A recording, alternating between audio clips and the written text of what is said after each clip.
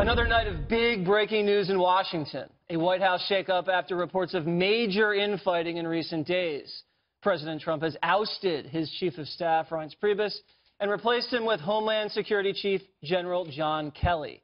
The announcement comes a week after the president appointed a new communications director, Anthony Scaramucci, who accused Preibus of trying to keep him out of the West Wing in a fiery interview. Here was the president on his decision earlier. Reince is a good man.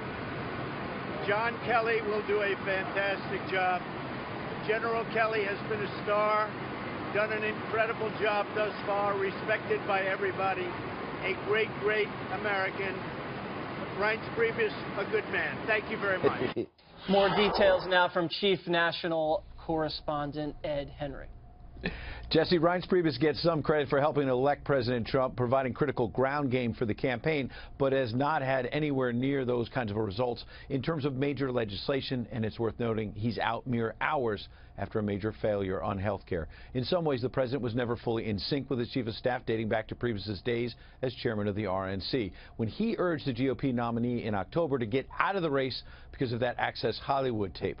The president sometimes tweaked Preibus about that in private, and the tension only grew after the arrival of Anthony Scaramucci 1 week ago today over the strong objections of Preibus and his RNC loyalist, Sean Spicer, who quickly resigned. Interesting, if Preibus did not see the handwriting on the wall, then it was written in giant letters last night when we learned of that Scaramucci interview with the New Yorker magazine, in which he savaged Preibus by calling him, among other things, a bleeping paranoid schizophrenic. Awkward, then, that Preibus and Scaramucci were on Air Force One together today before this was revealed. And when the news broke as the president was getting off the plane, Preibus's vehicle suddenly left the motorcade. Got a bit awkward. Preibus is now saying he secretly resigned yesterday, and tonight he put out a statement that said that it was one of the greatest honors of his life to serve under the president. And then he told our own Sean Hannity this. I think actually going a different direction, hitting a reset button is a good thing. And the president did that, and so I think he's happy. I got to tell you, although it's always a little mixed when things like this happen, I generally feel pretty good. He will be succeeded by General John Kelly, who had Washington experience before serving in this cabinet. He ran legislative affairs for the Marine Commandant, and he was a senior military aide to 2 secretaries of defense. Kelly saying, quote, "I have been fortunate to have served my country for more than 45 years, first as a Marine and then as a Secretary of the Department of Homeland Security. I'm honored to be asked to serve as the Chief of Staff to the President of the United States." The key is we're being told tonight that General Kelly has been empowered to control the flow of people and paper in and out of the Oval Office. He starts Monday, when there will be a cabinet meeting as well to reboot things in the administration. Jesse, guys. Ed, thanks very much. So Ed touches on something interesting. Reince did a fantastic job leading the RNC. I mean, really brought them back from oblivion, raised a ton of money, helped get Donald Trump elected. But as chief of staff, didn't really deliver on Obamacare repeal, couldn't stop the leaks, was involved in helping Mueller be the special prosecutor. Do you believe he deserved to be ousted? Well, I think on the other hand, it's funny because just last week, as the White House entered into its 6-month anniversary or mark, they were basically beating the drum, saying, "Look at how great we've done. The president has done more than any president in the history of the United States, and look at all these amazing things." So, I mean, I think that if you're Reince Preibus, you could look at it both ways, right? And I do think that the Obamacare thing is right. probably something where, and even apparently he even said that was like kind of an internal marker for him. Mm-hmm. The fact that he did not have the full backing of the president, nor did he have then, because of that, the full confidence of the staff, right, nor the cabinet, I would imagine, then he was basically not able to function and do his job. And the best thing, I guess, for everybody is for him to move on. I think the selection of General John Kelly is really good for all sorts of reasons that we can talk about here, like chain of command, public servant.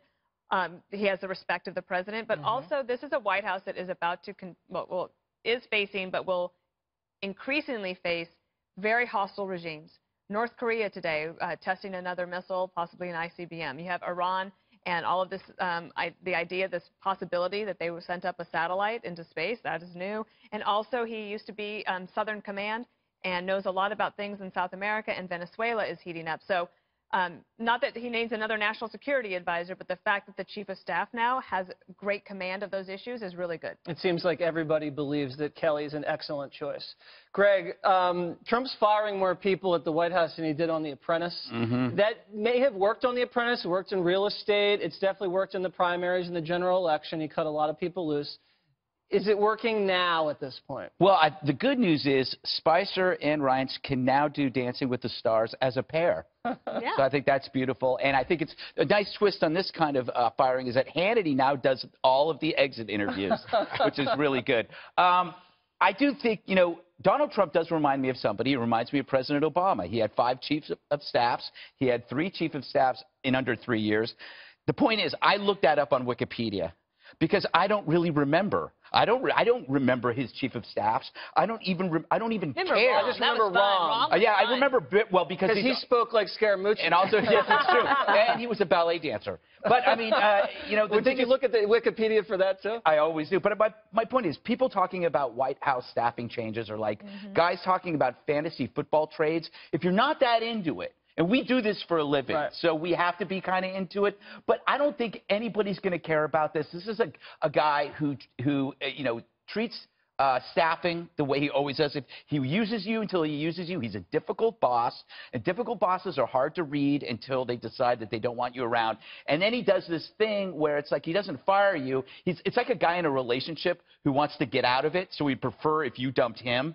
So he just stops talking to you. And then after a while, he's a total jerk. Yeah, but the thing is, it's normal. And the happiest person in D.C. is Scaramucci because you know, his language was saltier than a sweaty pretzel. And that's all we were talking about, and now we're talking about this. Now I'm hungry. Yeah. Juan, what do the Democrats think of Kelly coming in? Because he's really going to institute a lot more discipline, has a lot more authority, is going to control the access to the president. How do you guys take this?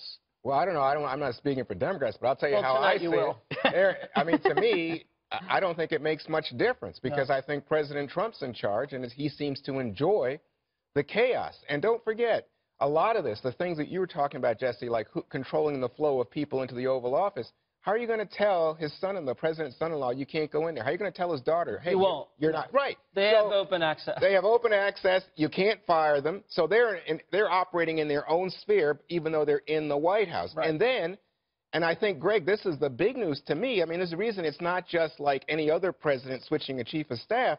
This has been a week of seismic feuding, I mean, to the point of dysfunction in the White House.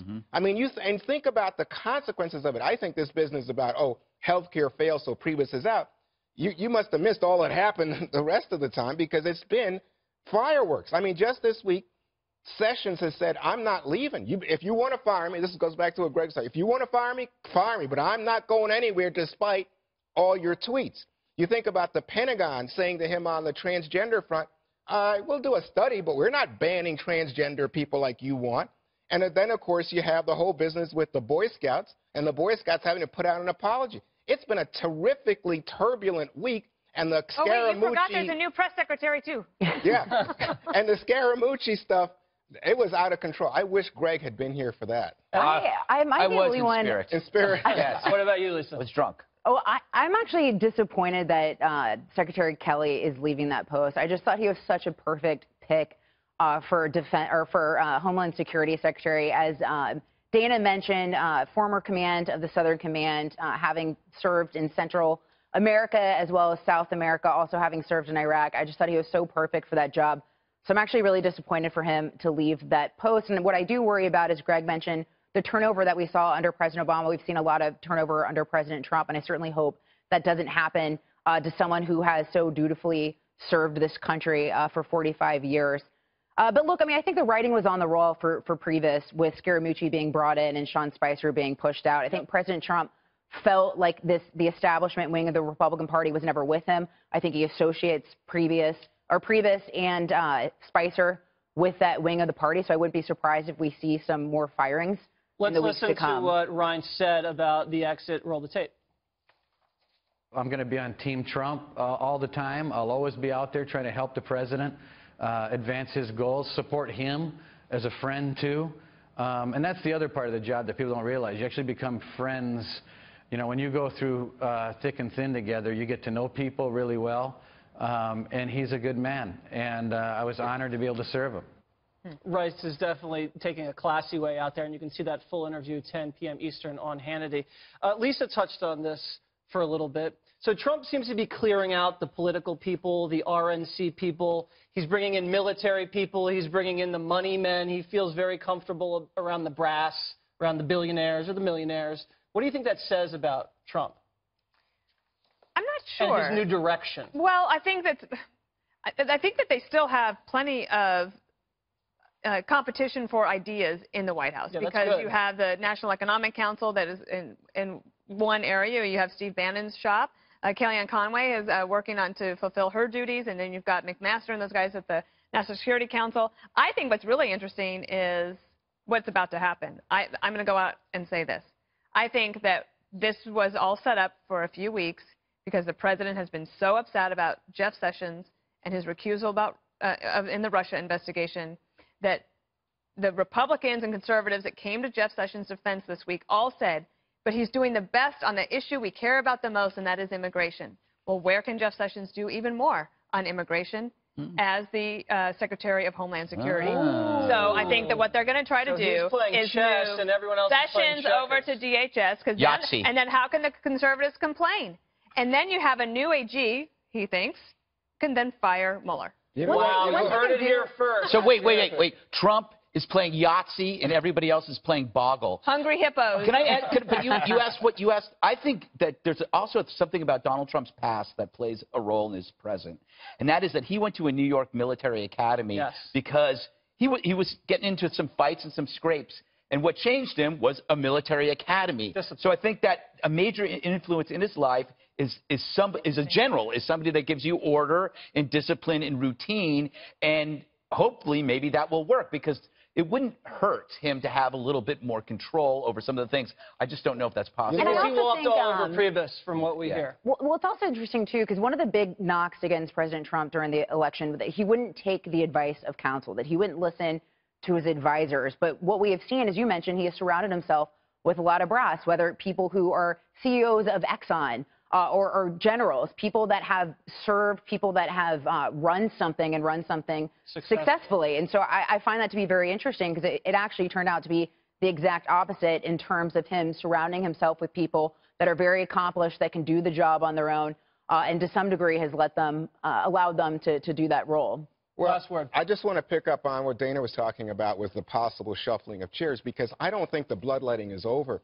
There's every indication coming out of Washington that Rex Tillerson's not happy at state and looking the other way. And not only that, that the H.R. McMaster, National Security Advisor, not plugged in on this business about what was going to be a ban on transgender individuals and the questions about how the national security shop is functioning. You take that with the idea that Steve Bannon is just kind of drifting in the wind, because gosh, Scaramucci really said awful things about physically impossible acts that he was committing. It's not physically impossible. Well, I'll leave that to you, my friend. But I will say this, that Bannon can't be in a good place with Scaramucci there and McMaster and what you see now with Kelly coming in to run the shop. But I will say this about Kelly being there. I think there's a great deal of worry right now in the intelligence community in this country as to what happens in a crisis. Is the White House dysfunction mean that we really won't be able to handle it? And hopefully Kelly will reassure some people. And there could be a crisis around the corner with North Korea.